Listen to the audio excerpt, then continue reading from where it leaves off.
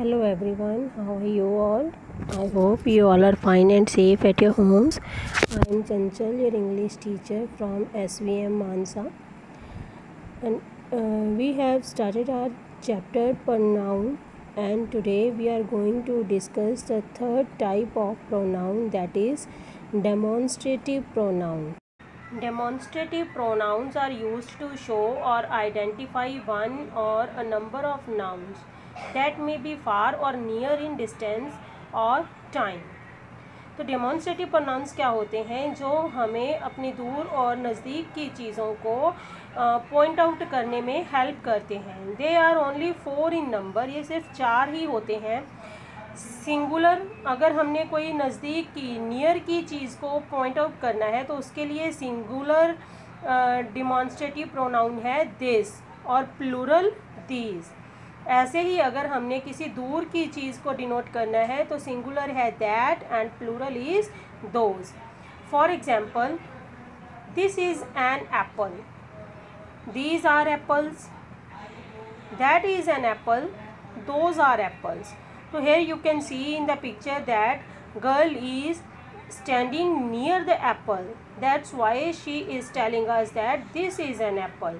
And in second, the girl is standing far from the apple. That is why she is telling us that that is an apple. She is pointing out towards the apple.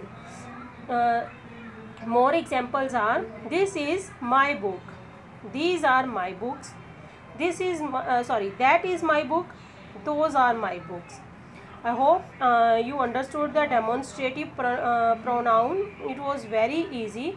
And now we will discuss the fourth point of pronoun, that is indefinite pronoun.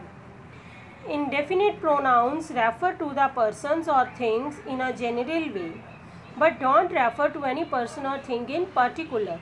Indefinite pronoun होते हैं जो वो किसी भी person और thing को general वे में ही बताते हैं, किसी स्पेशल पर्टिकुलर थिंग और पर्सन का नाम नहीं बताते.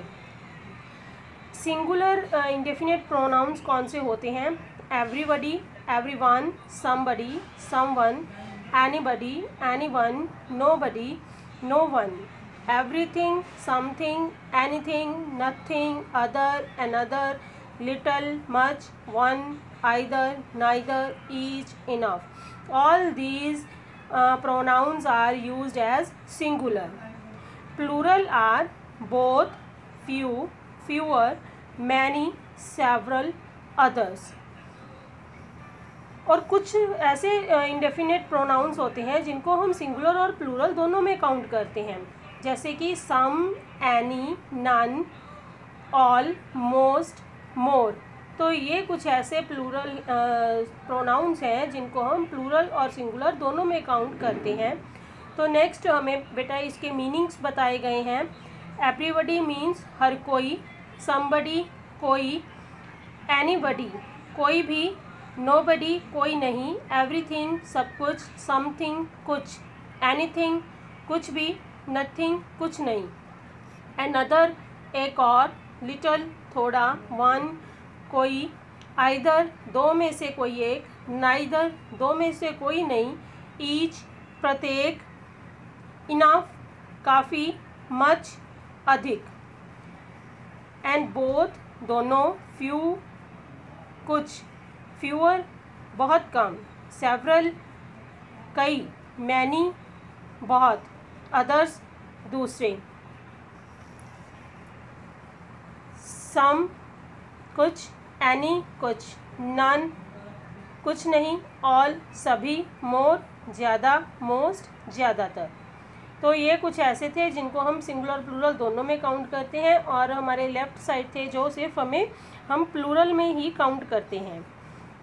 तो एक स्पेशल नोट है हमारे लिए कि आइदर है जो वो आइदर दो में से एक होता है और नाइदर होता है दो में से कोई नहीं.